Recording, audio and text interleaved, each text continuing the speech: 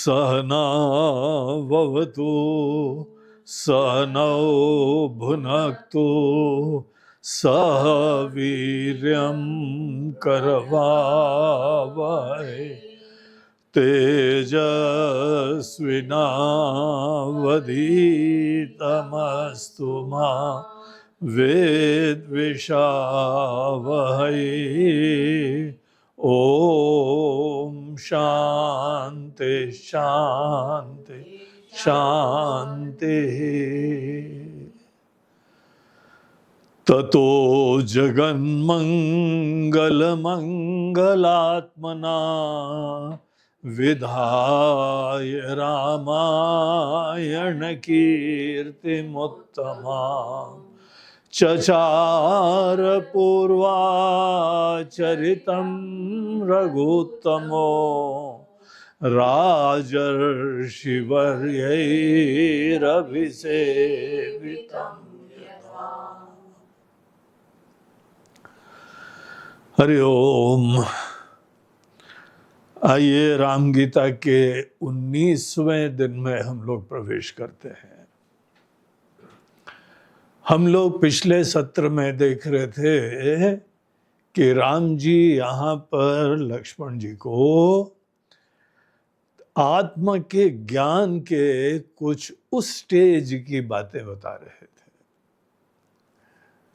और इससे पहले एक चीज को बार बार हम बोल रहे हैं और यहाँ पे विशेष रूप से ध्यान रखिए, आत्मा के ज्ञान में कुछ नहीं करना होता है, देखना होता है, फैक्ट्स को रियलाइज करना होता है, आत्मा का ज्ञान प्राप्त करना होता है। आत्मा को शुद्ध नहीं करना है, आत्मा को परिवर्तित नहीं करना है। यही तो ग्लोरी है, यही मुक्ति की सुंदरता है कि हमारे इस पूरे व्यक्तित्व में जहां पे कितना कुछ चेंज होता रहता है, गहराई में इसकी नींव में एक ऐसी दिव्य सत्ता है जो कालातीत है, टाइमलेस है, इन्फिनिट है, हर दृष्टिकोण से इन्फिनिट है। यही यहाँ पे प्रस्तावना है हमारे वेदों की और हमारे भगवान की। इसी के प्रति श्रद्धा रख के हम यहाँ पे इस चीज का शोध कर रहे हैं। इसलिए जो हमारा यहाँ पे ज्ञान का नेचर है, उस नेचर में यही नहीं है कि कर्म का कोई रोल नहीं है। जो व्यक्ति इन चीजों को नहीं जानेगा वो बोलेंगे ये कर लो, ऐसा कर लो, अब जो है ना सांस नाक से बाएं वाले से लो और फिर दाएं वाले से छोड़ो और इतनी देर रोको और ये वाला विचार लाओ, ये वाला मंत्र लाओ। देखिए ये सब चीजें कुछ कर्म है, कुछ करना है। और जो कुछ भी करना होता है प्रारंभ में, वो चीजें हमारे मन को तैयार करने के लिए होती है। हम लोग ये अनेकानेक जो है कर्म प्रधान साधनाएं, इनको ब्रश ऑफ नहीं करते हैं, लेकिन इनका अपना स्थान देखते हैं। जैसे चप्पल का अपना रोल है ना, लेकिन हर जगह थोड़ी उसको गुजर के ले आते हैं। मंदिर में जाते हैं तो यहाँ पे एक जगह उतार के रख देते हैं। उसी तरीके से सुंदर भाव रखो, एकाग्रता रखो, स्वस्थता रखो, प्राणायाम करो और एकाग्रता रखो। ये सब चीजें प्रारंभ की प्रिपरेशंस है। अगर ये तैयारी ही नहीं होगी तो फिर आगे ये क्यों देखना वेखना संभव ही नहीं होगा। इसीलिए इन सब चीजों से गुजरने के बाद जब आपने स्वस्थता भी प्राप्त कर ली, प्रसन्नता भी प्राप्त कर ली, ईश्वर की कृपा भी देख रहे हो, अब क्या करना है? अरे शांत होके बैठना तो सीखो। सदैव हाथ पैर क्यों मारते रहते हो? फिर कौन सी एंजाइटी है, क्यों एंजाइटी है कि तुमको कुछ ना कुछ ऐसी खुजली लगी है कि कुछ ना कुछ करना ही करना है। तो यही सेक्शन यहां राम जी ने इतना विस्तार से बताया है। बोलते हैं कि एक पर्टिकुलर स्टेज में कर्म केवल इतना ही नहीं है कि सहायक नहीं होता है, लेकिन पॉजिटिवली ऑब्स्ट्रक्शन होता है। जस्ट इमेजिन इसकी प्रोफाउंडिटी। हम जीवन में अभी तक कर्म के बैंड वैगन में बैठे हुए थे और कमर कस के कहीं पर भी हमको प्रवचन देने का मौका मिल जाता तो सबको जोश दिला देते थे। उठ जाग मुसाफिर भोर भई, अब रैन कहाँ जो सोवत है, जो सोवत है सो खोवत है। उठो, उठो, पीठी चालू करो, योगासन चालू करो, प्राणायाम चालू करो, प्रार्थना चालू करो। कराग्रे वसे लक्ष्मी, कर मूले सरस्वती, कर मध्य तु गोविंद प्रावे, कर दर्शनम। ये करना, वो करना, ये करना, वो करना बहुत आवश्यक और इम्पोर्टेंट चीज है कुछ लोगों के लिए। इसको किसी भी प्रकार से डिवैल्यू नहीं समझना चाहिए। वही गीता जो हमको यहाँ पे आत्म का ज्ञान देती है, वही गीता हमको बोलती है उत्तिष्ठ कौन्तेय युद्धाय कृत निश्चय। तो एक लेवल होता है जहां हमको करना चाहिए, और जब करना चाहिए तो बिंदास करना चाहिए, मस्ती से करना चाहिए। क्या रो रो के कर रहे हो? हाँ? क्या अनेकों प्रकार की चीज है। बीमारी भी आती है तो निपट के आगे बढ़ो। अभी एक सज्जन हमको एक बड़ी बढ़िया कहानी बता रहे थे। बोलते हैं गुरुजी, हमारे पड़ोस में 2 लोग थे, उनके हार्ट में जो है ब्लॉकेज हुआ और उनको स्टेंट पड़ गया। स्टेंट जो है वो लकड़ी होती है जो कि बीच में नसों के डाल देती है कि नहर चलती रहती है। तो एक के पड़ गया और वो एक सज्जन थे बड़े मायूस। ऐसे भयंकर उनके अंदर टेंशन की स्टेंट पड़ गया। दूसरे सज्जन किसी को फोन करके बोलते हैं भैया 2-4 साल के लिए निपट लिए हैं और उसके उपरांत आगे देखेंगे, वो रिन्यू कर लिया है। बोला व्हाट अ दृष्टि, क्या बढ़िया दृष्टि है इंसान की। ऐसी पॉजिटिविटी होनी चाहिए।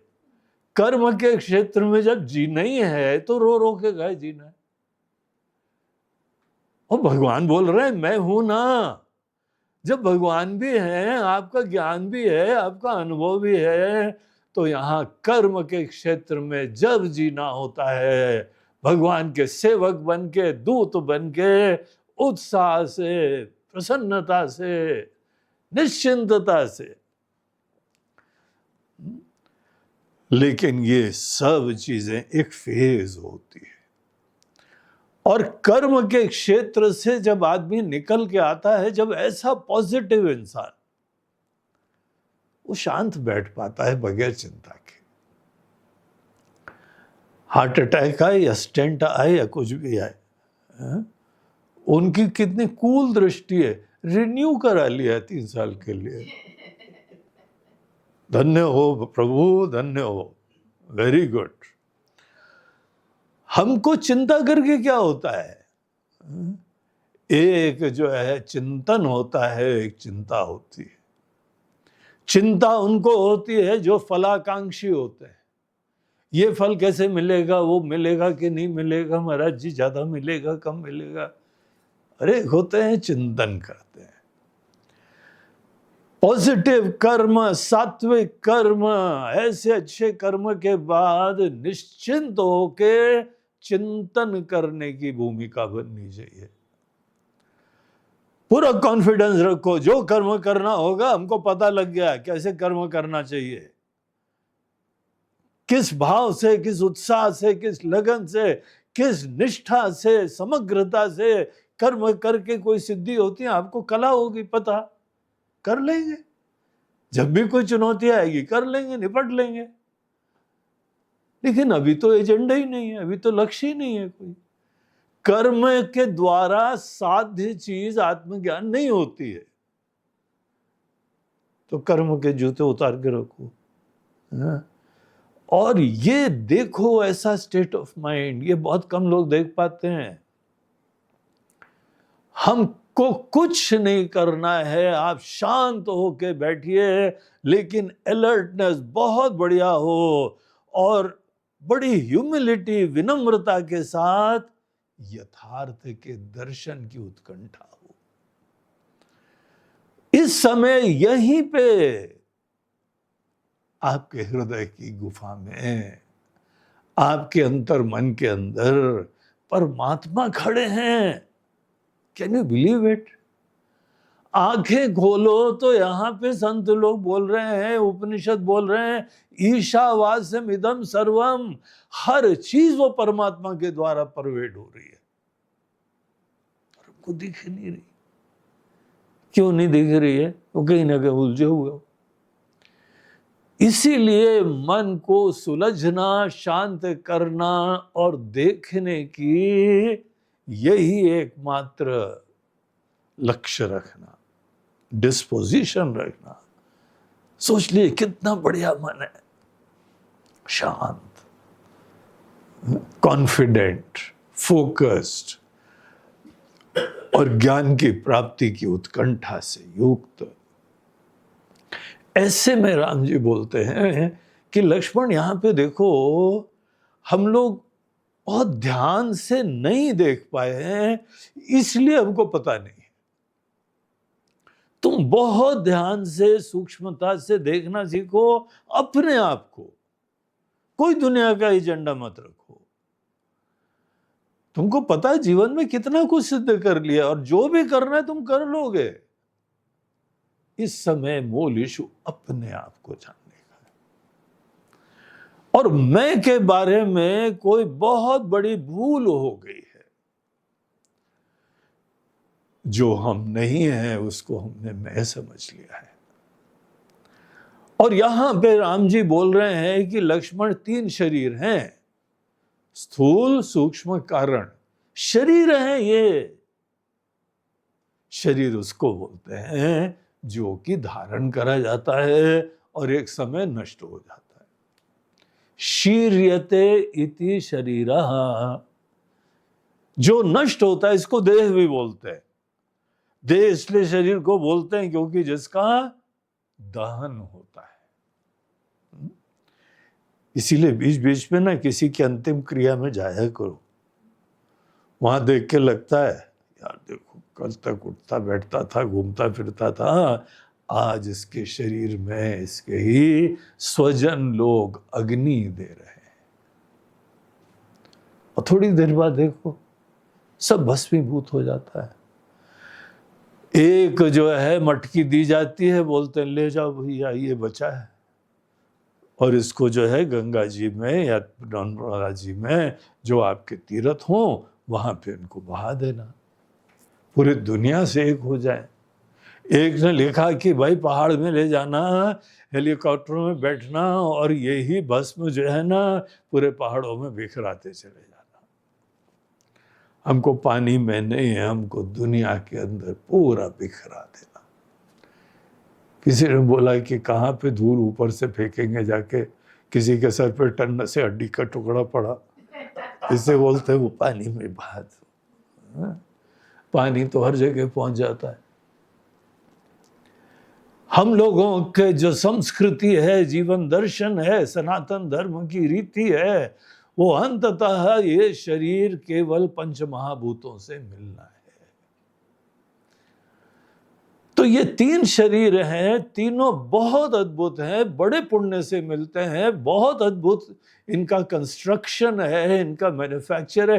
कोई मशीन नहीं है दुनिया में ऐसी, सुपर कंप्यूटर तक नहीं है इतना अच्छा जितना हम लोगों का शरीर, मन, बुद्धि है। कोई स्पेयर पार्ट कहीं नहीं मिलते इसके। इतने हाईटेक हो गए हैं लेकिन शरीर का एक पार्ट नहीं बना सकते। एक सेल देखो, उसके अंदर पूरी दुनिया भरी पड़ी हुई है, अनेकों जीन्स, आरएनए, डीएनए, एक एक सेल के अंदर पूरी कुंडली भरी हुई है। क्या बनाया है भगवान ने। इतना अद्भुत है। तो ये शरीर की प्राप्ति, मन की प्राप्ति, 3 शरीर कौन से हैं? स्थूल शरीर, सूक्ष्म शरीर और कारण शरीर। बड़े भाग मानुष तन पावा। बहुत बड़ी कृपा है कि हमको मनुष्य जीवन मिला। बाकी भी मिल जाता वो भी अच्छा है। हर योनि यहाँ पे पशु पक्षी देखिए कैसे कलरव करते हैं, कैसे गीत सुनाते हैं, कैसे जो है आपके वहां अनेकों लिविंग इंसेक्टिसाइड्स उड़ते फिरते हैं, आपके वहां मच्छर कम कर देते हैं और अनेकों प्रकार के और दूसरे कीड़े खत्म कर देते हैं और पॉलिनेशन अलग करते हैं। अनेकों प्रकार की मधुमक्खियां घूम रही हैं, शहद उत्पन्न अलग कर देती हैं। क्या दुनिया बनी हुई है भैया। सब योनियां एक सी एक अद्भुत हैं, लेकिन मनुष्य जीवन में हम विचार कर पाते हैं और आत्मा का ज्ञान प्राप्त कर पाते हैं। बाकी सब के अंदर कंडीशनिंग होती है। वो सॉफ्टवेयर ऐसा होता है कि अपने बारे में ये निश्चय कर लिया, उसके बाद सोच ही नहीं पाते। अगर जंगल में जो है वो कभी जानवर नहीं मिले तो शेर कभी घास खाता ही नहीं है। उस नालायक को दिखाई नहीं पड़ता है कि हिरन विरन तो घास खा के जला लेते हैं काम। चलो कोई दूसरा नहीं देख रहा है तो आज घास ट्राई कर ले। कभी नहीं, ये विवेक ही नहीं आता है, विचार ही नहीं आता है। और जिन जिन जानवरों को मारता है वो सब घास वाले ही होते हैं, घास से ही हट्टे कट्टे बनते हैं। लेकिन ये महाराज खाते ही नहीं।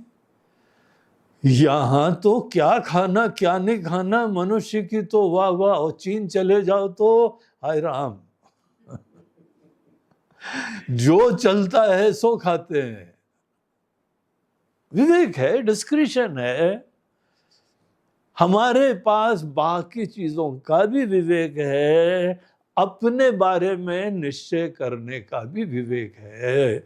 कोई अपने आप को छोटा दीनहीन मान लेता है, कोई अपने आप को दिव्य पॉजिटिव देवता मान लेता है, कोई अपने आप को देवताओं का भी आत्मा परमात्मा जान लेता है। क्या स्पेक्ट्रम है। इतना टोटल स्पेक्ट्रम हम अपने बारे में निश्चय कर सकते हैं। यही हमारे मनुष्य जीवन की विशिष्टता है। और स्वतंत्रता के साथ साथ अगर ईश्वर ने हमको वैचारिक स्वतंत्रता दी है तो भ्रम की संभावना भी दी है। उल्टा निश्चय होता है ना, तभी तो स्वतंत्रता है। वास्तविक स्वतंत्रता किस चीज की है? उल्टा निश्चय करने की स्वतंत्रता। सही निश्चय भी कर सकते हो, गलत भी कर सकते हो। तो राम जी बोलते हैं कि लक्ष्मण इस विषय के ऊपर थोड़ा ध्यान दो। देखो करना कुछ नहीं है, ध्यान रखो। हमने बहुत मेहनत से तुमको करने कराने का झंझट हटाया था, अब शांत बने रहना। और मैं के बारे में ये देखना कि ये जो मैं है इसके ऊपर अनात्मा के धर्म आरोपित मत करना। केवल इतना प्रॉब्लम है और कोई प्रॉब्लम नहीं है। गहराई में आज हम और आप सब ब्रह्म हैं, दिव्य है, भगवान से एक है, शाश्वत है, अजन्मा है, अमृत है। लेकिन आज हम मरणशील हो गए, छोटे हो गए, नश्वर हो गए। क्यों हो गए? क्योंकि जो अनात्मा है, जो चोला दिया था तुमको, इस चोले में आत्मबुद्धि उत्पन्न करके जीवन भर इसी को मैं समझ के जी रहे हो। केवल यही प्रॉब्लम है, ये डायग्नोसिस है।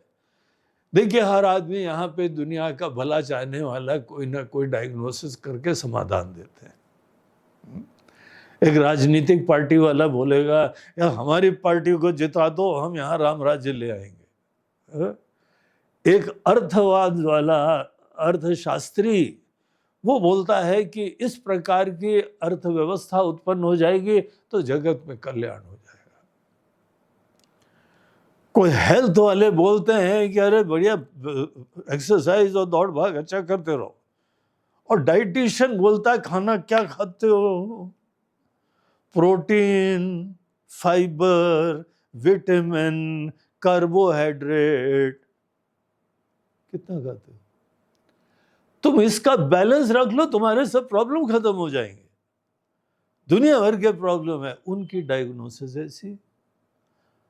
अब इसी चक्कर में हम पहुंच गए इसी मेले में अपने जो है उपनिषद के ऋषियों के स्टॉल पे। जब उनके स्टॉल पे गए, बोलते हैं हाथ दिखाओ, नाड़ी देखनी है। तो नाड़ी देखी, उन्होंने बोला कि ओ गुड न्यूज, नो प्रॉब्लम, केवल एक रगड़ा है, अनात्मा को आत्मा समझ रहे हो, अंदर सब बढ़िया है, pristine, pure, beautiful, untouched, unattended, इतना बढ़िया है, अंदर कोई समस्या नहीं है, बस तुम्हारी बुद्धि ने एक रगड़ा कर दिया है, और रगड़ा केवल इतना है कि अनात्मा को आत्मा समझ रहे हो। और इसमें भी तुमको लकीली करना नहीं है कुछ, ये करने वाली चप्पल तो बाहर ही रखना, इसको खींच के मत लाना अंदर, करना कुछ नहीं है, देखना है। अगर हम अनात्मा को, जो हम नहीं हैं, जो शरीर आदि है, उसको ऐसी दृष्टि से देखते हैं कि वह यही है, यही सार है, यही सत्य है, हमने ऐसी नजरों से देखा, बस ये आत्मा हो गई। फॉर ऑल प्रैक्टिकल पर्पस यही हमारा जीवन हो गई, यही अवलंबन हो गया, यही आश्रय हो गया, यही सब कुछ हमारे लिए हो गया, ये हम हो गए। ये मान्यता हो सकती है। तो इस तरीके से हम जो हैं अपने अंदर मान बैठे। तो ये चीज यहां पर मानने मात्र से हम पकड़ लेते हैं, फिजिकली नहीं पकड़ते हैं। आपने मान लिया कि यही सत्य है, बस आपके लिए जीवन का आधार बन गया। तो यहां पे करना कुछ नहीं है, आप इस चीज को मान लो, जान लो कि ये चोला है, उसके बाद देखो क्या होता है। ये आपका कुछ नहीं बिगाड़ पाता है, इतनी सिंपल चीज है। ज्ञान की महिमा देखो, केवल जानना मात्र होता है। तो अनात्मा के अंदर क्या क्या आता है, ये बहुत ही स्थूल से सूक्ष्म तक बहुत भारी स्पेक्ट्रम होता है। जैसे इंद्रधनुष होता है ना, वॉयलेट रंग से रेड रंग तक पूरा 7 रंग का स्पेक्ट्रम होता है। इसी तरीके से अनात्मा में बहुत ही अच्छी तरीके से दृष्ट उपाधि और बहुत सूक्ष्म उपाधि, उपाधियों का टोटल स्पेक्ट्रम होता है। उस पूरे स्पेक्ट्रम को अच्छी तरह से देखो और इतना रियलाइज करो कि ये सब चीजें अनात्मा है। तो देखिए यहां पर जब हम लोग विवेक करते हैं ना, तो किसी भी प्रकार से कोई परिवर्तन नहीं करते, मात्र बहुत ध्यान से शरीर को शरीर देख लेते। बस आपने शरीर को शरीर देखा, दूसरे शब्दों में शरीर को आत्मा देखना बंद कर दिया। As simple as that. ये केवल आपकी नजरों का तकाजा है, आपके केवल देखने की बात है। तो केवल इसको ज्ञान का विषय बनाओ, और क्या क्या चीजें तुमको अनात्मा की तरह देखनी है, वो सब चीजों को ध्यान से देखो। तो ये टोटल स्पेक्ट्रम बता रहे हैं। पहली चीज तो उन्होंने बताई, ये तुम्हारा स्थूल शरीर बहुत अच्छा है। निषेध करना, इसको अनात्मा बोलना, इसका अनादर नहीं है। हम लोग जीवन भर प्रारंभ से ही इसकी स्तुति करते आते हैं। बड़े भाग से मनुष्य जीवन प्राप्त होता है। ये चौपाइयां राम जी की अनेकों उपदेश हैं, उपनिषद के, वेदांत के आचार्य लोगों के।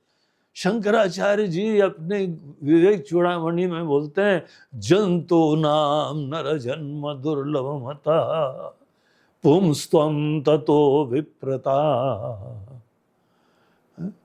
जंतुओं को, प्राणियों को, जीवों को मनुष्य जीवन प्राप्त हो, ये उनके बहुत बड़े पुण्य है। आप बड़े पुण्यात्मा हैं, तो मनुष्य जीवन मिला है हमको। इसीलिए हम शरीर को शरीर देख रहे हैं, इसका हम अनादर नहीं कर रहे हैं। कौन अनादर कर सकता है? शरीर, मनुष्य शरीर धारण करने के बाद ही आज हम भजन कर रहे हैं, चिंतन कर रहे हैं, ब्रह्म ज्ञान प्राप्त कर रहे हैं। केवल मनुष्यों का सौभाग्य है। मनुष्य नहीं होते तो ये सब कैसे मिलता? मनुष्य जीवन की अवमानना नहीं है, लेकिन यथार्थ का दर्शन करना है। यथार्थ ये है कि ये हमारा चोला है, हमने धारण करा है और एक दिन छोड़ भी देंगे। ये बात को बस ध्यान में लाओ। हम लोग कितने बार, अनेकों बार लोगों के अंतिम क्रिया में गए होंगे, पता नहीं गए हैं कि नहीं गए। हम तो गए हैं भैया, हमने देखा है। और बनारस में तो बिंदास खुले आम करते रहते हैं, पूरी लाश भी नहीं जलने देते, इतनी भीड़ होती है। जहां पे दूसरी लाइन आई, बोलते हैं बस निपटाओ, गंगा जी को सौंप दो, अध जली लाशें छोड़ देते हैं। शरीर की क्या अंतिम गति होती है, दुर्गति होती है, ये सब देखने को बड़ा फिलोसफिकल हो जाता है इंसान। इसीलिए बीच बीच में जाते रहो।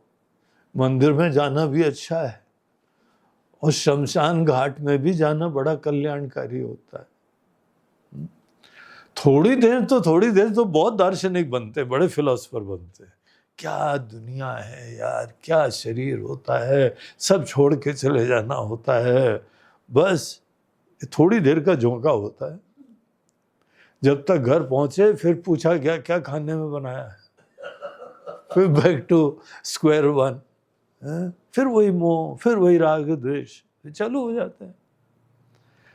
इसीलिए ये सतत होना चाहिए। यहां तक कि अनेकों शास्त्र बोलते हैं कि मृत्यु का तो रेगुलर स्मरण करो, ये छोड़ना है सब। बहुत कल्याणकारी होता है मृत्यु का चिंतन। हाय राम, ये बेचारा बिल्कुल ही हार्ट अटैक हो गया था, मरने वाला था। अरे मरने वाला क्या था, ये हमारी आंखें खोलने के लिए आया था, हमको जगाने के लिए आया था। हम शायद नींद में ज्यादा पड़ गए थे। इस दृष्टि से इसको देखना चाहिए। जाना तो है ही है ना, सबको जाना है। जो जितने सब शरीर बैठे हुए हैं, ये सब सुन रहे हैं, हमको, आपको, सबको जो है एक दिन ये चोला छोड़ना है। तो याद रखें ना, राम जी वैसे ही बोल रहे हैं, अगर आप याद रखेंगे तो आप पवित्र रहेंगे, विवेकी रहेंगे।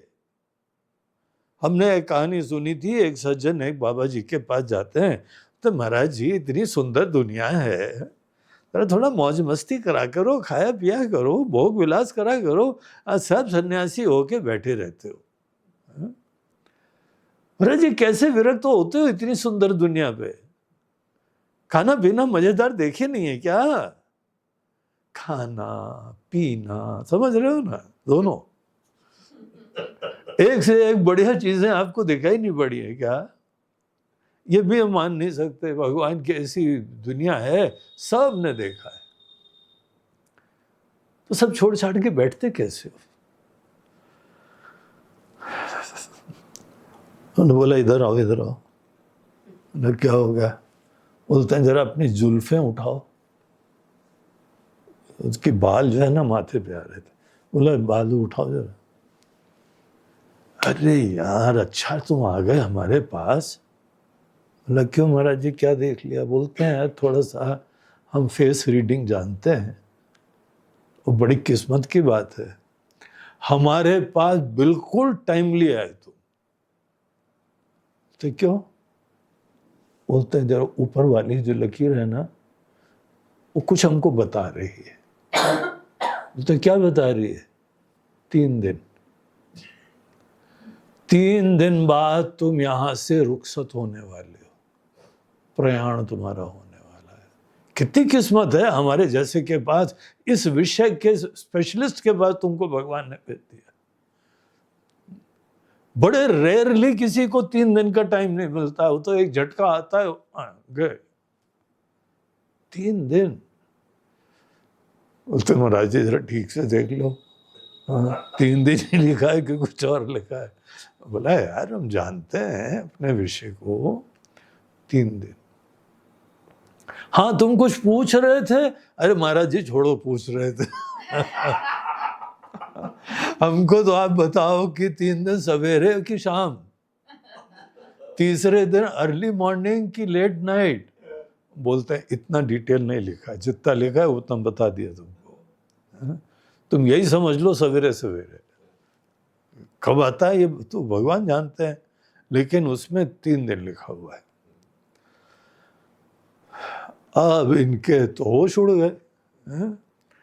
बोला 3 दिन बाद ये दुनिया बंद हो जाएगी, देखना, ये रिश्ते, ये नाते, ये धन, ये दौलत। तो गुरुजी ने पूछा विल लिख दी है ना? सब अपने बाल बच्चों की व्यवस्था कर दी है, दाल रोटी सबकी, तुम्हारे आश्रित लोग हैं, जीवन भर तुम्हारी सेवा करी है, सबके लिए जुगाड़ कर लिया है कि नहीं? सब कर लेना, बड़े लीगल हैसल्स होते हैं बाद में। महाराज जी कुछ बचा है, अभी जा रहा हूं, अभी कर लेता हूं जाके। सब वो निकले, महाराज जी से पूछने आए थे, महाराज जी भोग विलास क्यों नहीं करते हो ज्यादा?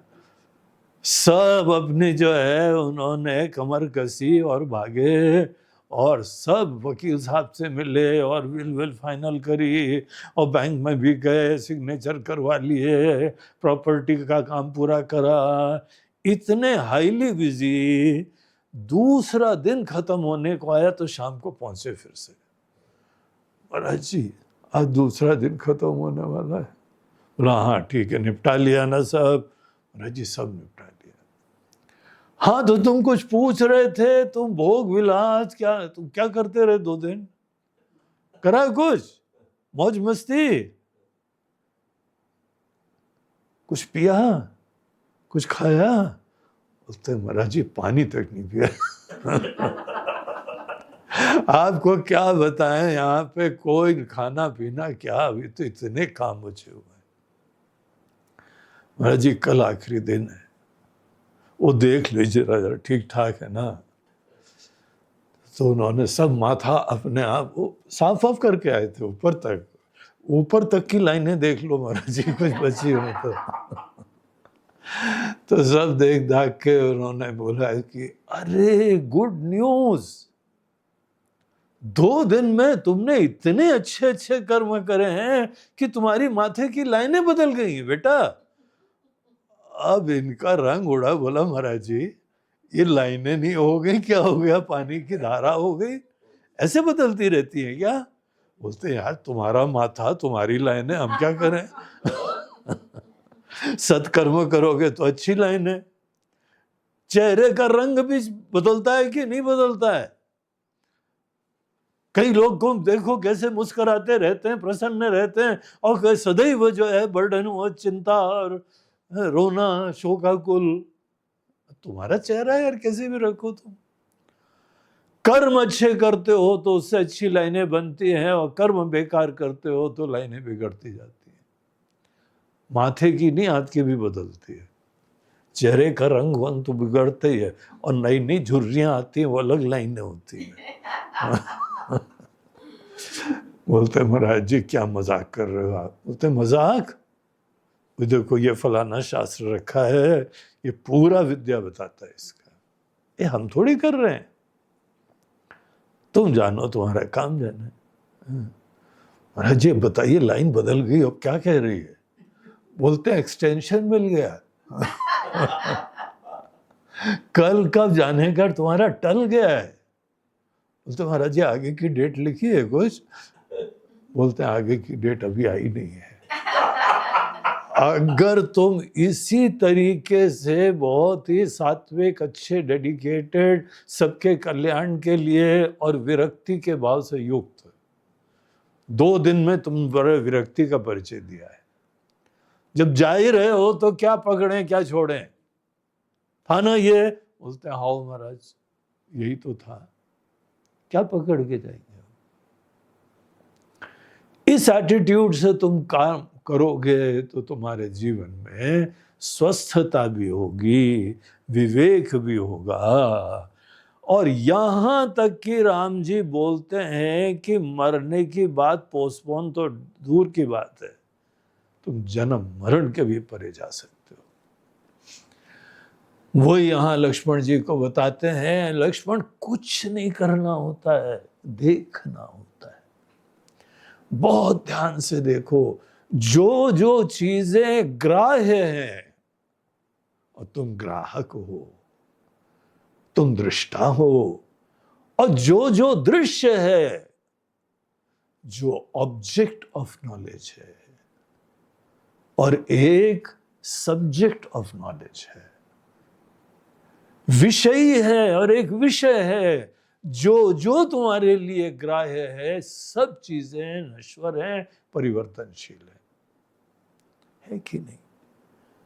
ये हम भूगट की बात बोल रहे नहीं, अंधविश्वास की बात नहीं कह रहे। तुम खुद देखो, जीवन में जो कुछ भी तुम्हारा ऑब्जेक्ट ऑफ नॉलेज है, जो तुम यहां पे अनुभव करते हो, चेंज होता है कि नहीं होता है? और देखने वाला इस चेंज की कहानी लिखता है। सूर्य उदय नहीं हुआ, सूर्य उदय हो गया, सूर्य अस्त हो गया। सूर्य का उदय तुम देखते हो, सूर्य का अस्त देखते हो, सूर्य का अभाव देखते हो, ये सब सूर्य का तो आना जाना हो रहा है। और तुम वो लाइट हो जो इन सब चीजों को जान रहे हो। इस जानने के लिए तुम्हारी इंद्रियां भी रोल प्ले करती हैं, सहायक होती हैं, तुम्हारा मन भी यहां पे रोल प्ले करता है, लेकिन इन सब चीजों की गहराई में एक प्रकाश तत्व विराजमान है, चेतना है, लाइफ है। तुम भी लिविंग हो, हम भी लिविंग है, ये चेतना है यहां पे। इस चेतना को मात्र देख लो, इसको जान जाओ, इसको सीव आउट करो। बाकी अनात्मा से इसको पृथक करके देखो। केवल देखना है, कुछ नहीं करना। करने का बोझा तुम्हारे ज्ञान में बाधक हो जाएगा। आदत है करने की बहुत, जीवन भर कुछ करते ही आए हो, लेकिन ये मंदिर ऐसा है, ये ज्ञान का मंदिर, यहां पे कर्म ऑब्स्टिकल बन जाता है। करने की वृत्ति तुमको फिर से कर्ता बना देती है, समझ लो। जब जब कुछ करने के लिए जाओगे तो तुम विपरीत ज्ञान उत्पन्न कर लेते हो। हम तो तुमको ऐसा दिखाना चाहते हैं यथार्थ, जहां पे तुम चाहो कर्ता बन जाओ, चाहो दृष्टा बन जाओ, चाहो श्रोता बन जाओ, और चाहे ना बनो। तुम मूल रूप से कर्ता से भी परे हो, और कर्ता बनने की स्वतंत्रता भी है, लेकिन असली में कर्ता नहीं हो। लेकिन कर्म करने के लिए जहां बढ़ते हैं, अच्छा ये कर लेते हैं, वो कर लेते हैं, तुम उस समय तत्क्षण कर्ता बन जाते हो। कर्ता बनना विपरीत ज्ञान धारण करना होता है, और तुमने उल्टा निश्चय कर ही लिया है, तो तुमको सच्चाई का निश्चय कौन कराएगा? जिस व्यक्ति ने एक बार निश्चय कर लिया, उसको आगे का ज्ञान नहीं होता है। निश्चय करना ही तो ज्ञान का ऑब्जेक्टिव होता है। इसीलिए कर्म को दूर रखो, ये बहुत इंपॉर्टेंट चीज है। इसीलिए सन्यास की परंपरा होती है। सन्यास मतलब कुछ करने का बर्डन लाना, ये गलत है, दोषवान है। केवल शांति से देखो, इसको प्योर बनाए रखो। इसको दिव्य सुंदर बनाए रखो, देखने की आदत डालो। हमको पता है करने की आदत ज्यादा है, देखने की कम है। लेकिन जो है हाथ में चाय का प्याला लेके सवेरे सवेरे भी केवल सवेरे नजारे देखो, करना कुछ नहीं। महाराज ये फूल यहाँ खिल जाए तो अच्छा है ना, तो ये गलत हो गया, ये कर्म का क्षेत्र हो जाएगा। देखने वाले के मन में कोई आग्रह, कोई अपेक्षा, कोई परिवर्तन की इच्छा नहीं, एज इट इज देखो। ये आदत तुमको डालनी चाहिए। नहीं होती है ना तो ही एकांत में बैठो, जहां पे आंख बंद करके बैठो, अब ये करो वो करो, ये करो वो करो। ये करना तुम्हारे लिए एक नासूर बन गया है, बोझा बन गया है, और यही तुमको देखने नहीं देता है। देखने भी नहीं देता, उल्टे निश्चय भी करके बैठ जाते हो। तो बहुत शांति से देखो, अनात्मा को अनात्मा देखो, बड़े दिल से देखना, बड़े स्पष्टता से देखना। और बहुत स्पष्टता से देखने का परिणाम यह होगा कि आपको पता चल जाएगा कि ये चोला एक चोला है। और इसका इतना प्रोफाउंड इम्प्लीकेशन होता है कि जब आपने कहा ये शरीर हमारा चोला है, आप समझते हैं इसका क्या क्या मतलब होता है? शरीर का जन्म होता है, और ये शरीर हम नहीं है तो इसका मतलब यह है कि हमारा जन्म नहीं होता है, इसका जन्म होता है। इसकी वृद्धि और क्षय होता है, इसकी बीमारी होती है। अगर ये शरीर हम नहीं है तो इन इफेक्ट आप ये कह रहे हो कि हमारी बीमारी नहीं होती, हमारी वृद्धि नहीं होती, हमारा क्षय नहीं होता है। Just imagine the implications. कितने दूरगामी प्रभाव होते हैं केवल ये देखना कि ये कहीं जाते हो कि भाई देखो सीनियर सिटीजन्स का थोड़ा ध्यान रखो, हम वृद्ध आदमी हैं, तो कहीं पर भी कोई वृद्ध आदमी बैठ जाए, माया डंडा लेके चल रहे हैं, जरा बैठने का कुर्सी उर्सी दे दो। अब हम वृद्ध आदमी नहीं रहे, शरीर ही नहीं है। रंग भेद, यहां पे कोई बड़ा है, कोई छोटा है, कोई सीनियर है, कोई जूनियर है, कोई मोटा है, कोई खोटा है। बोलते हैं भैया ये तुम्हारी परिभाषा ही नहीं है, किस दुनिया में जी रहे हो? जब तुम शरीर ही नहीं हो तो ये तुम्हारा परिभाषा है क्या? जीवन भर ऐसी फोकट की बातों में जीवन खत्म हो जाता है। And what a big joke, हमको एंड ऑफ द डे पता लगता है ये मैं ही नहीं। इसीलिए ये बहुत दिल से देखना, बहुत स्पष्टता से देखना इतना फार रीचिंग कॉन्सिक्वेंस वाला होता है। ये शरीर हम नहीं है, इसको डाइजेस्ट करने में टाइम लगता है। आपकी वो आइडेंटिटी जो शरीर से अलग है, वो चीज को डिस्कवर करना क्या है ये भी हमको नहीं पता, क्योंकि देख नहीं रहे। जो दिख रहा है उसको अलग कर रहे हैं केवल। बड़ा टाइम लगता है इसको डाइजेस्ट करने में। और ये शरीर ही नहीं, अब सूक्ष्म शरीर पे पहुंचे, ये मन भी हम नहीं है।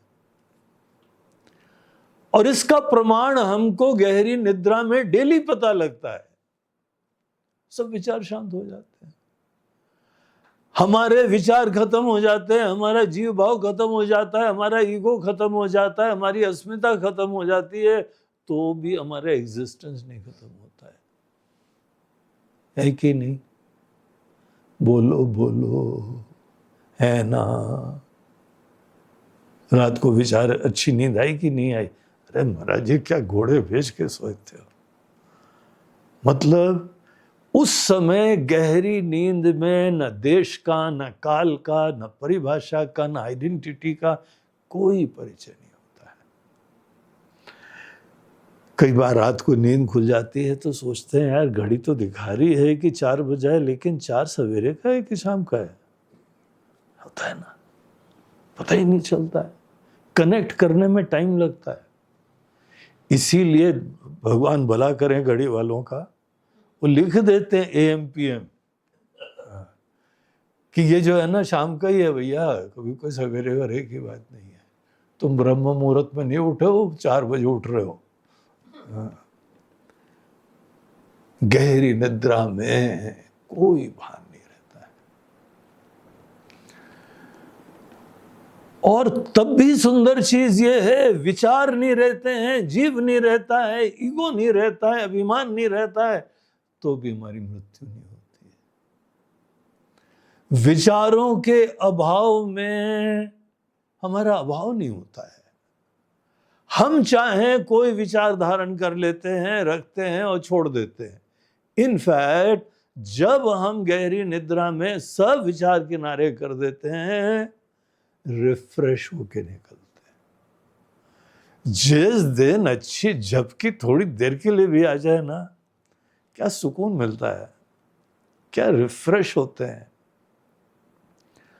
और अगर आपकी 8 घंटे सोना चाहिए बच्चों को, जैसे बड़े होते जाते हैं नींद की जरूरत कम होती जाती है। ग्रोथ के टाइम में, रीजनरेशन के टाइम में उसमें मिनिमम 8 घंटा सोना चाहिए। लेकिन धीमे धीमे आदमी 6 घंटा सोता है, 5 घंटा सो जाता है, और 5 घंटे में भी आपकी एक ड्रीम की स्लीप होती है और एक डीप स्लीप होती है। आजकल ये आधुनिक जो घड़ियां वड़ियां होती है ना, ये स्लीप का टाइम बताती है। इसमें REM और नॉन REM ऐसी स्लीप का कैटेगराइजेशन करते हैं। रैपिड आई मूवमेंट REM और नॉन रैपिड आई मूवमेंट। तो वैज्ञानिकों ने देखा गहरी निद्रा में आदमी की पलकें झपकती है। तो जहां पे शरीर के अंदर ऐसे लक्षण होते हैं तो पता लगा गहरी नींद में गया है। घड़ी को इतना ही दिखाई पड़ता है, घड़ी को आंख थोड़ी दिखाई पड़ती है, घड़ी को हमारी नींद थोड़ी दिखाई पड़ती है। लेकिन उन्होंने ये कोरिलेशन करा हुआ है कि जब भी गहरी नींद आती है तो रैपिड आई मूवमेंट होता है, और रैपिड आई मूवमेंट के जो भी यहाँ वाइब्रेशंस है वो पकड़ लेते हैं। तो गहरी नींद बहुत कम आती है। अगर 1 या 2 घंटे आपको गहरी नींद आ जाए तो वाह वाह कहा जाता है। क्या बात है, इतना बढ़िया सो लिए। और ये बताया जाता है कि तुम्हारा स्वस्थता, तुम्हारी हेल्थ, तुम्हारा मन सब बढ़िया हो जाएंगे अगर गहरी नींद थोड़ी देर सो लिए। और गहरी नींद में क्या है, सब विचार छोड़ देना, सूक्ष्म शरीर से भी तादाद में छोड़ देना। ये सूक्ष्म शरीर की चर्चा राम जी कर रहे हैं। सूक्ष्म शरीर से भी अपने आप को अलग करना। देखो तुम्हारे सब तनाव, स्ट्रेन, स्ट्रेस सब खत्म हो जाएंगे और पूरी जो है गाड़ी रिचार्ज हो जाएगी। बाहर की मशीनें प्लग इन करके रिचार्ज होती है, भगवान के द्वारा बनाई मशीन प्लग आउट करके रिचार्ज होती है। देखो भगवान की टेक्नोलॉजी कितनी हाई फाई है। कुछ नहीं तुमको प्लग इन करना है, तो चार्जर भूल गए महाराज जी आज तो, अब गहरी नींद में कैसे जाएं, चार्जर ही नहीं लगाया है, वो तो घर में भूल आए। भगवान ने बोला है रिलैक्स, यहाँ पे चार्जर की टेक्नोलॉजी अलग है, सब चार्जिंग हटाओ तुम सो जाओगे, है ना। इस तरीके से मात्र तुमको अपने मन से, बुद्धि से, प्लान से, सपनों से, भूतकाल से, भविष्य से सब चिंताएं, अपने बारे में अस्मिता की चिंता, तुम्हारा मन है, तुम्हारे मन से सब विचार को किनारे करो, ये देखते हुए कि ये सब अनात्मा है, ये सूक्ष्म शरीर है, फैकल्टी है, ये इससे डिटैच करना सीखो। अगर तुम अपनी आइडेंटिटी शरीर, मन, बुद्धि से अलग देखते हो तो तुम यथार्थदर्शी होते जाओगे। मैं के ऊपर से अनात्मा के अध्यारोप दूर करते चले जाओगे। तो ये हम लोगों ने 28वें और 29वें श्लोक में देखा था। यहाँ पर जो है स्थूल शरीर और सूक्ष्म शरीर, इन दोनों से भगवान ने हमको विवेक दिलाया कि केवल देखने की बात है, कुछ करना नहीं है। बहुत ध्यान से, बहुत गौर से, बहुत गहराई से ये बात तुमको दिल के अंदर उतारनी है, देखना है। हमारे कहने से मत करना, तुम देख के करना, प्रमाण पूर्वक करना। हम इसलिए ये भाषा का प्रयोग कर सकते हैं क्योंकि इस चीज का हमको टोटल कॉन्फिडेंस है, जो हम बात कह रहे हैं वही तुम्हारे लिए मोक्षदायी हो जाएगी। अब 30वें श्लोक के अंदर हमको जो है कारण शरीर की बात कह रहे हैं, उसको भी देखिए, पढ़ लेते हैं। अनाद्य निर्वाच्यमपि कारणम्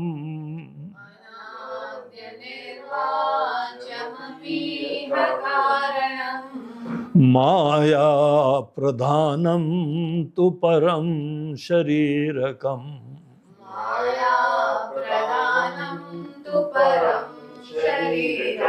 उपाधि भेदातु यथा पृथक् स्थितम्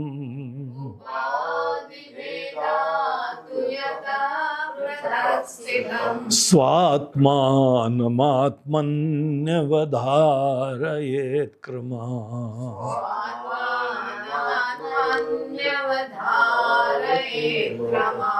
तो एक हम लोगों की शरीर हो गया जो इंद्रियों से देख सकते हैं, उसको स्थूल शरीर कहते हैं, जो दिख रहा है हमारा और आपका, ये सब स्थूल शरीर है।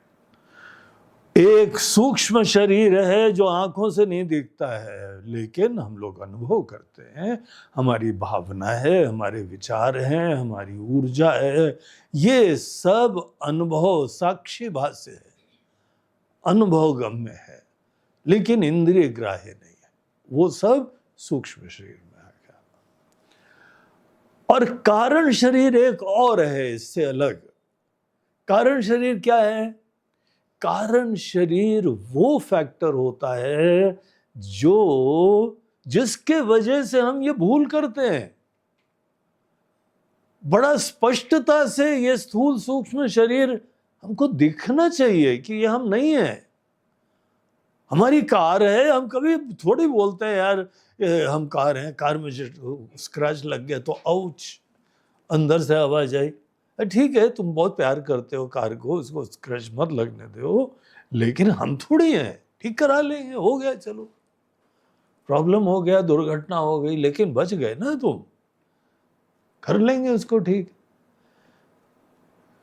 यहां पे ऐसी भूल क्यों करते हैं? इतना सुना है तो भी घूम फिर के शरीर को मैं समझ के घूमते हो। इतना ये सब विवेक भगवान ने बताया है, फिर भी चांसेस बहुत हाई है कि मन को, बुद्धि को मैं ही समझ के जियोगे। ये भूल क्यों होती है? इसका कारण क्या है? भूल के कारण को ही कारण शरीर कहते हैं। सतत ये गलतियां होती रहती हैं। इसका कारण अपने बारे में अज्ञान है। जब तक हमको अपने बारे में स्पष्ट निश्चय नहीं होगा, तब तक ये भूल होती रहेगी। अगर किसी ने देख लिया, जान लिया, केवल देखना है, प्राप्ति कुछ नहीं करनी है, कर्म का कोई रोल नहीं है, पहले से एग्जिस्टिंग फैक्ट है जिसको मात्र देखना होता है। बहुत स्पष्टता से देखने के उपरांत ये भूल, ये भ्रम, ये खत्म होने लगता है। अब अनेकों लोग बोलते हैं महाराज जी ज्ञान तो प्राप्त हो गया, निष्ठा नहीं प्राप्त हो रही है। ये ज्ञान प्राप्त हो गया, निष्ठा नहीं प्राप्त हो रही, तो मतलब क्या है? महाराज जी सुना है कि हम ब्रह्म हैं, लेकिन जब भी हम व्यवहार में जाते हैं फिर से जीव होके चलते रहते हैं, जी नहीं पाते, टिक नहीं पाते। महाराज जी देखो, सच्चाई बात यह है कि तुम नहीं टिक पाते हो क्योंकि अभी तुमने स्पष्टता से देखा नहीं है। अगर बहुत अच्छी तरीके से देख लोगे तो ये गलती कभी नहीं होगी। निष्ठा का प्रॉब्लम केवल अस्पष्टता से हुआ करता है। तुम अपने आप को वही एक अखंड, अनंत, टाइमलेस, ट्रांसेंडेंटल, इन्फिनिट, ये सब सुनते हो बड़ा अच्छा लगता है, लेकिन व्यवहार में टिकता ही नहीं है। जब भूख लगती है तो ये तो भूल ही जाते हैं कि हम शरीर से ही परे हैं। उस समय तो बोलते हैं हाँ भाई क्या बनाया है, जल्दी से ले आओ, कुछ भी चलेगा। आज तो ज्यादा भूख है, बोलते हैं अभी रोटी पकी नहीं है, अब कच्ची खा लेंगे, ले आओ थोड़ा सा। है? आलू उबले नहीं है, अरे सब उबाल लेते हैं, हम ही मैश कर देते हैं। आलू का भरता वर्ता बना लेंगे, लो तू इस समय जुट रहो, नहीं फैल रही है। हे अजन्मा, अविनाशी, अनंत ब्रह्म स्वरूप परमात्मा, तुम्हारे तो पेट भी नहीं है।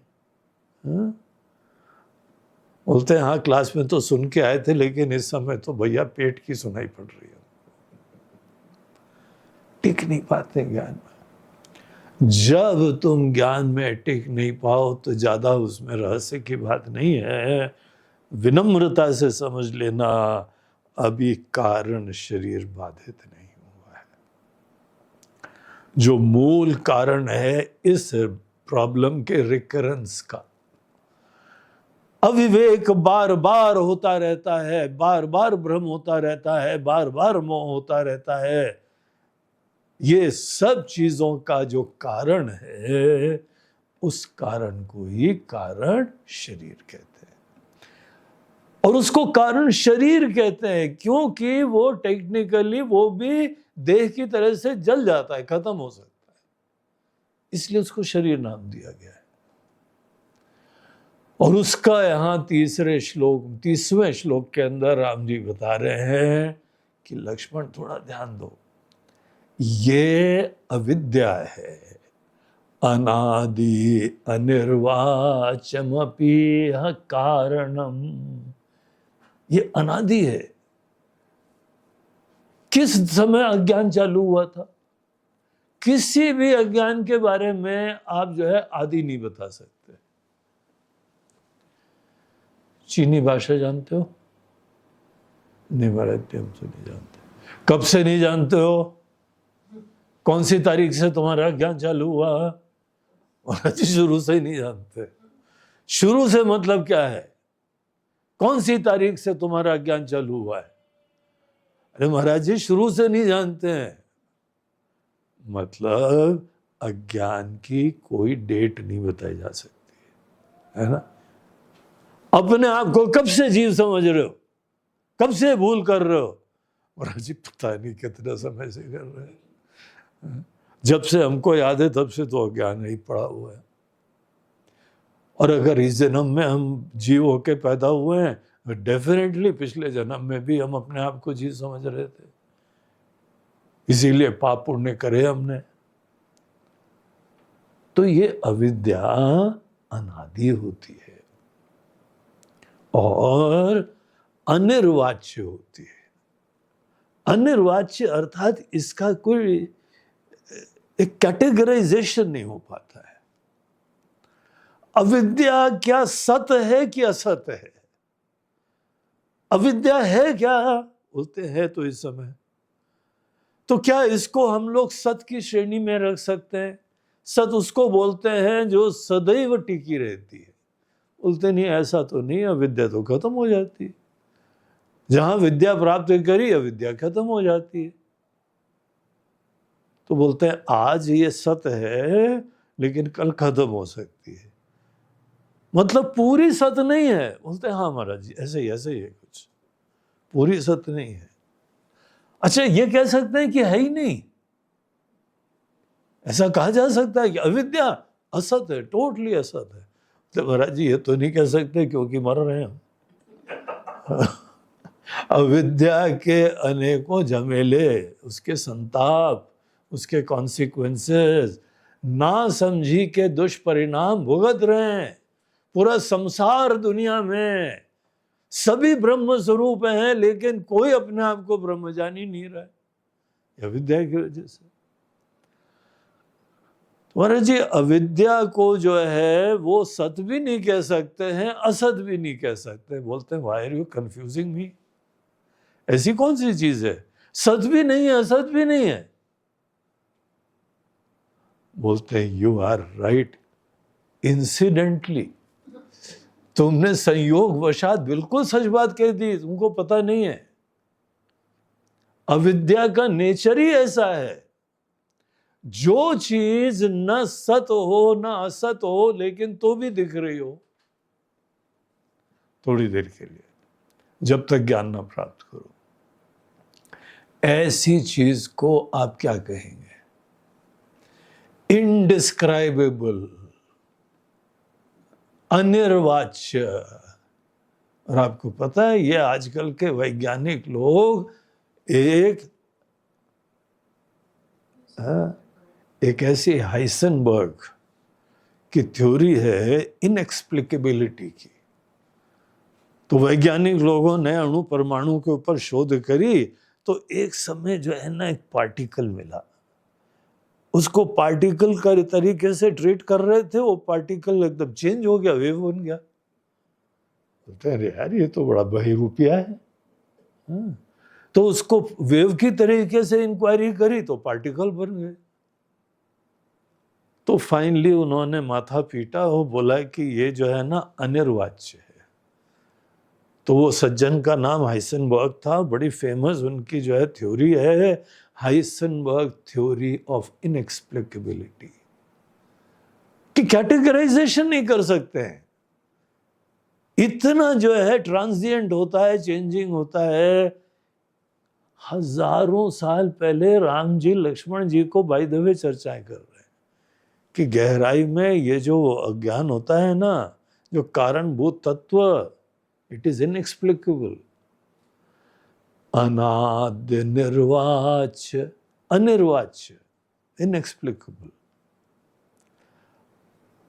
अपि इह कारणम, इस चीज का कारण है, भ्रम का कारण है, अध्यारोप का कारण है, कल्पनाओं का कारण है, और तब तक कारण होता रहेगा, तब तक ये भूल होती रहेगी, तब तक इस चक्कर में पड़ते रहोगे, तब तक ज्ञान में कितना भी सुनो, अगर अज्ञान खत्म नहीं करोगे तो निष्ठा तुम्हारी बनेगी नहीं। निष्ठा नहीं बनेगी, इसको दूसरे शब्दों में बोलते हैं, प्रवचन में तुम सतत आते रहोगे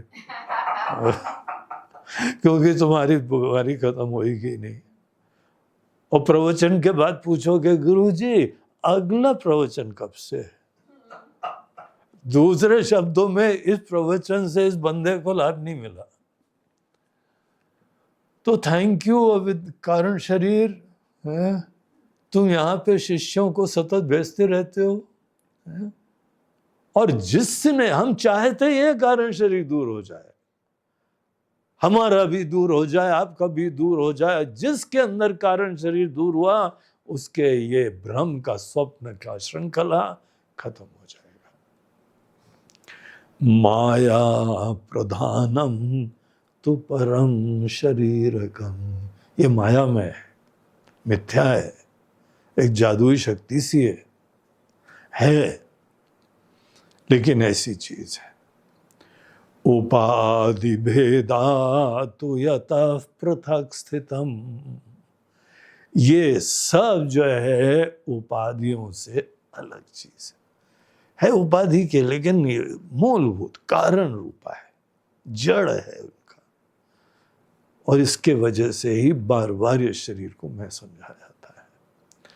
स्वात्मानमात्मनि अवधारयेत क्रमात्, इन सब बिंदुओं को बहुत स्पष्टता से लक्ष्मण जानना है।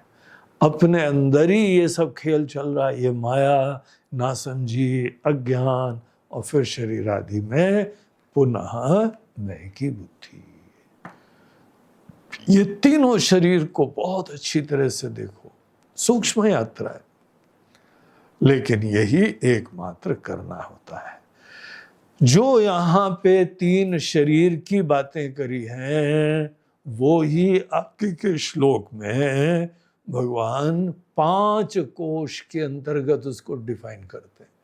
बोलते हैं अनात्मा का चिंतन जो है ना, सो इम्पोर्टेंट, कि पहले तुमको हमने तुम्हारा टोटल अनात्मा का स्पेक्ट्रम 3 बॉडीज में डिवाइड करा, लेकिन हम चाहते हैं कि इसको और तुम स्पष्टता से जानो।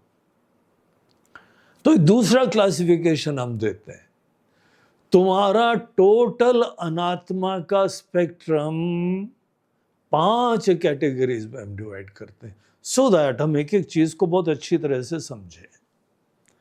तो ये तैत्तिरीय उपनिषद में हमारे पूरे चोले को, शरीर को 5 कैटेगरीज में रखा।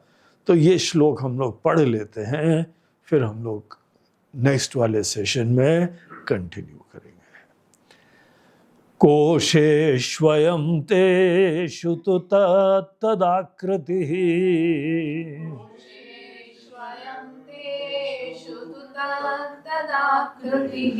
विभाति संगात् स्फटिकोपलो यथा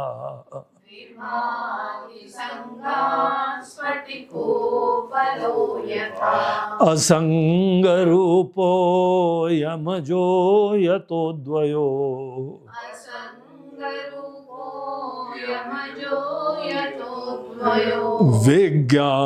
विज्ञायतेऽस्मिन् परितो विचारिते।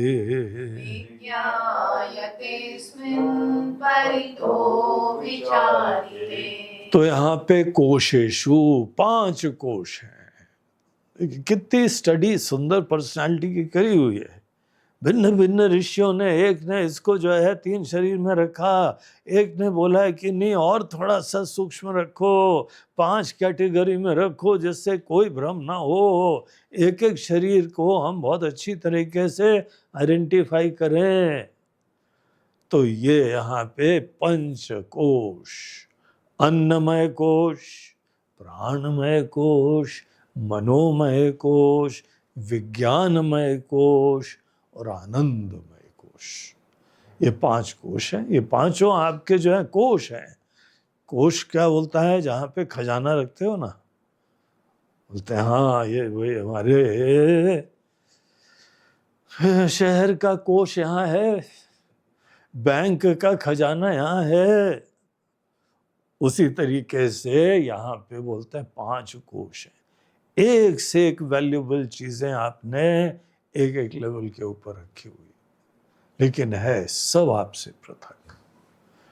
तो ये हमारा परिचय इस 31वें श्लोक में यहाँ राम जी दे रहे हैं, जो कि हम लोग कल विचार करेंगे। ओम पूर्णमदः पूर्णमिदं पूर्णात् पूर्णमुदच्यते पूर्णस्य पूर्णमादाय पूर्णमेवावशिष्यते। ओम शांति शांति। हरि ओम श्री गुरुभ्यो नमः। हरि ओम नमः पार्वती। हर हर महादेव। नर्मदे हर। बोलो गंगा मैया की जय। आज का ये 9वीं का जो प्रवचन है, ये प्रायोजित करा जा रहा है, स्पॉन्सर करा जा रहा है बम्बई की हमारी एक बहुत ही निष्ठावान श्रद्धालु भक्त वसंती परब जी के द्वारा। वसंती परब जी और उनके पूरा परिवार, उनके भाई, सब लोग बहुत अध्यात्मनिष्ठ हैं, बड़े सत्संगी लोग हैं, और सदैव जब भी मौका मिलता है वो कैंप भी अटेंड करती हैं आके, और साथ साथ सेवा भी करती रहती है। तो यहाँ पे ज्ञान यज्ञ में आहुति भी आज उन्हीं की तरफ से आ रही है, और आज उन्होंने ये आहुति दी है अपने माता पिता, अपने पेरेंट्स की श्राद्ध के संदर्भ में। तो उनके माता पिताजी पांडुरंग परब और श्रीमती स्वर्गीय लक्ष्मी परब दोनों दिवंगत हो गए हैं, दोनों स्वर्गीय हैं। तो पांडुरंग जी भी और उनकी माता जी लक्ष्मी परब, वसंती जी की माता जी, दोनों भगवान के पास प्यारे हो गए हैं और ये बहुत आदर से माता पिता का स्मरण करके उनके लिए श्राद्ध कर रही है। इस सत कार्य के अंदर जो है ऐसी सेवा करना, ये बहुत ही महान पुण्य का कर्म है। हमारी बहुत बहुत शुभकामनाएं वसंती जी को और उनके दिवंगत माता पिता जी के लिए भी ईश्वर से हम प्रार्थना करते हैं। वसंती जी के एक भाई, उनका नाम किशोर परब था, उनकी भी श्राद्ध आज है। किशोर भी बहुत ही रेगुलरली सत्संग में आते थे, कैंप में भी आए, यहाँ सेवा भी करी आके बड़े उत्साह से। लेकिन कुछ प्रॉब्लम हो गया और उनको जल्दी जाना पड़ा। किशोर के लिए भी हमारी भगवान से प्रार्थना है कि ये जीवात्मा जहाँ पर भी हो उनकी कृपा के पात्र बने रहें और उनका मंगल हो। तो सब लोगों के लिए, परिवार के स्वजनों के लिए हमारी बहुत बहुत मंगल कामनाएं। हरि ओम।